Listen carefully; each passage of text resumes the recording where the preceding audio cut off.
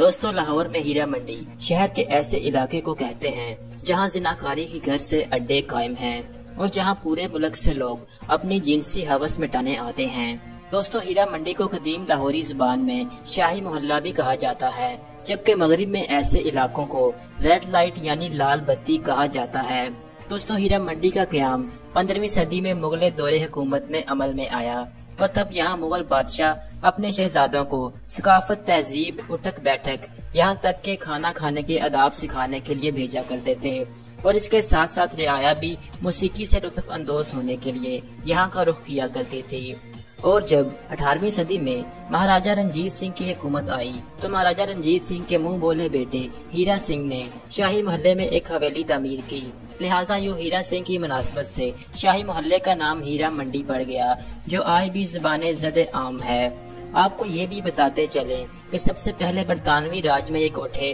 फौजियों की तफरीक के लिए तामीर किए गए थे, लेकिन फिर वक्त के साथ साथ इनका ठिकाना बदलता रहा और आखिरकार इन कोठों के रिहायशियों को हीरा मंडी मुंतकिल कर दिया गया, जहां मौसीकी से ज्यादा जिस्म फरोशी अरूज पर पहुंच गई और यूं मौसीकी की सकाफत असमत फरोशी में तब्दील हो गई।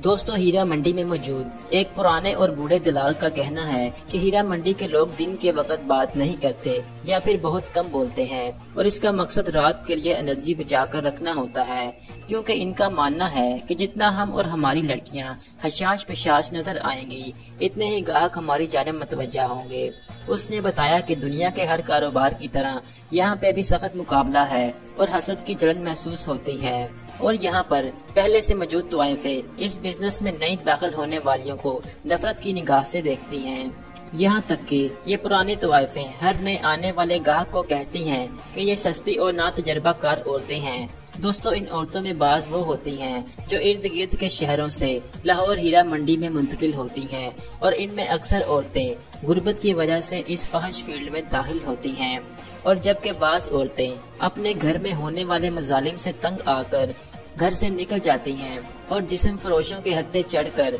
बिल आखिर यहाँ लाकर बसा दी जाती हैं और फिर जब ये लड़कियाँ अपने दलालों या गाहकों का हुक्म ना माने तो इनकी पिटाई भी होती है और अगर सीधी होकर हुक्म मानती रहे तो इनकी कमाई हीरा मंडी की नायका के पास जमा होती रहती है। और ये भी हकीकत है कि इनको रोटी, कपड़ा और मकान के सिवा कुछ नहीं मिलता और जबकि इनमें से बाज़ लड़कियों को जंजीरों में बांध कर रखा जाता है क्योंकि इन्होंने फरार होने की कोशिश की होती है।